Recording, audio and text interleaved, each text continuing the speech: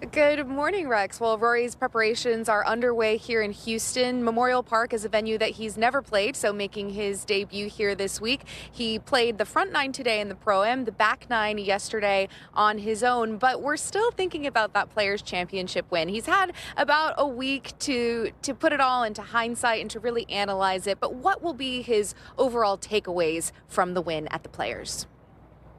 I think probably just validation of what I've been working on is the right things. I think as well, it's great when you win and you can go away and you're totally happy. But, I spent the week sort of picking holes in my game and what I felt like I could have done better. And, talking with my team and Harry about, I think I need to tidy this up and I need to do this better.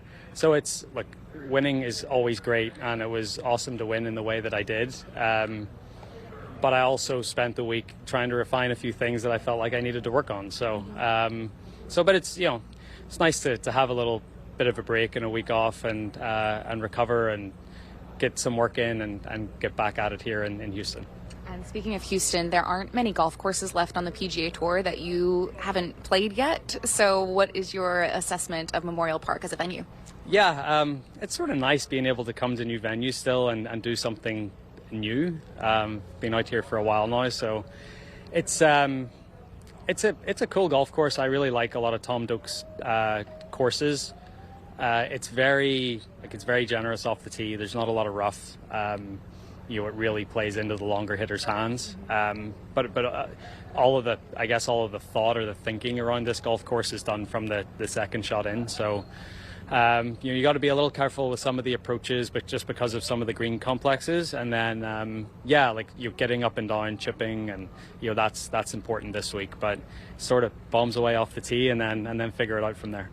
How can you use this week as preparation for Augusta?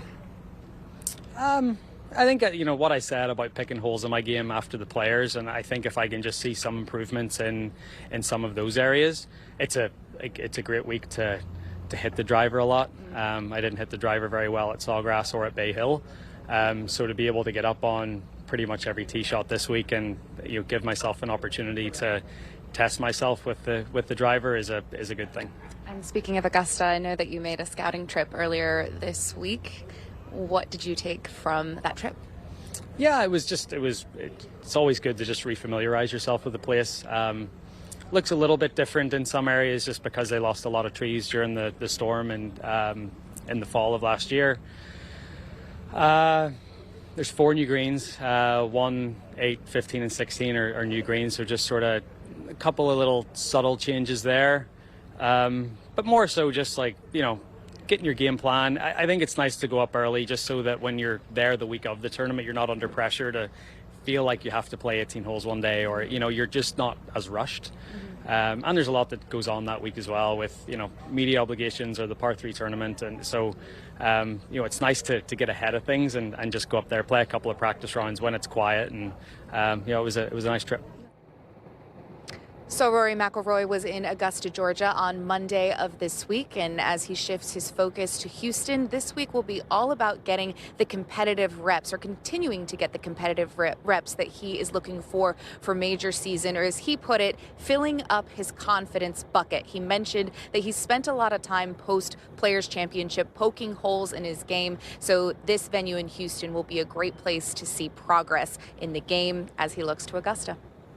Thank you very much, Kira Kay. And let's take a look at the odds to win the first major championship of the year. Look at the top and how much that has tightened. I guarantee you 3 months ago, there was a decidedly wider gap. And so, Rex, I'm curious, is there anything that can happen this week at the Texas Children's Houston Open that can alter either the way the odds makers are thinking about the Masters or the way that you're thinking about the Masters? I don't pretend to know more than the guys in Vegas. They always seem to know a lot more than we do. So I don't know how the odds could possibly be impacted one way or the other. I guess if Rory were to win convincingly, maybe that would make him the favorite. But I would argue right now, in this moment in time, what they're doing is comparing ancient history to recent history. And by that I mean clearly, the folks in Vegas are looking at what Rory McIlroy's record is at the Masters the last few years.